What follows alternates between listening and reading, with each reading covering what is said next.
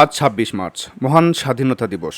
বাঙালি জাতির গৌরবের এই দিনে গভীর শ্রদ্ধা ও ভালোবাসায় স্মরণ করা হচ্ছে মহান মুক্তিযুদ্ধে আত্মদানকারী শহীদদের। সকালের প্রথম প্রহরে বাংলাদেশ আইনজীবী সমিতি এবং বাংলাদেশ আইনজীবী ফোরামের নেতৃবৃন্দ ও সদস্যরা ছুটে আসেন জাতীয় স্মৃতিসৌধ প্রাঙ্গণে। সেখানে পুষ্পস্তবক অর্পণের মাধ্যমে জাতির শ্রেষ্ঠ সন্তানদের প্রতি জানান গভীর শ্রদ্ধা। বসুন্ধরা, উত্তরা, বনশ্রী, কুড়িল ও বাড্ডা সহ রাজধানীর বিভিন্ন স্থানে অভিজাত ও অত্যাধুনিক মানের ফ্ল্যাট কেনার এক নির্ভরযোগ্য প্রতিষ্ঠান প্লেজেন্ট প্রপার্টিজ লিমিটেড।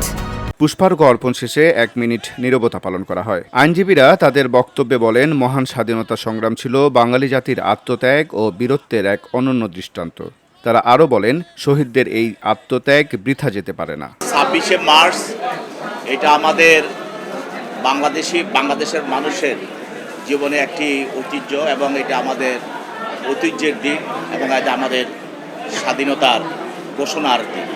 আসলে এই ২৬শে মার্চের স্বাধীনতার অর্থ শুধু মুক্তিযোদ্ধার বিষয় নয়, মানুষের বাকস্বাধীনতাও, গণমাধ্যমের স্বাধীনতা এবং মানুষের স্বাভাবিক চলাচল জীবনের স্বাধীনতা বড় বিষয়। এ সময় বক্তারা নতুন প্রজন্মের প্রতি আহ্বান জানান স্বাধীনতার সঠিক ইতিহাস জানতে এবং দেশপ্রেমে উদ্বুদ্ধ হয়ে দেশের উন্নয়নে ভূমিকা রাখতে। আমরা সবাই জানি আপামর কৃষক, শ্রমিক, জনতা সবাই মিলে আমরা মুক্তিযুদ্ধে ঝাঁপিয়ে পড়েছিলাম, কিন্তু একটা পক্ষ, একটা দল ফ্যাসিস্ট, তারা এটাকে ছিনতাই করে নিয়ে গেছে।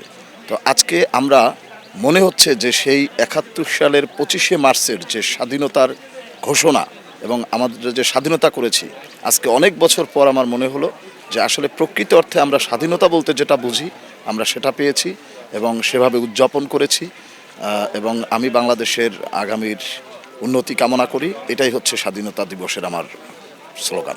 মহান স্বাধীনতা দিবসে এমন শ্রদ্ধা নিবেদন কর্মসূচির মধ্য দিয়ে আবারও জাতি প্রতিজ্ঞাবদ্ধ হয় শহীদদের আদর্শ বুকে ধারণ করে এগিয়ে যাবে প্রগতির পথে।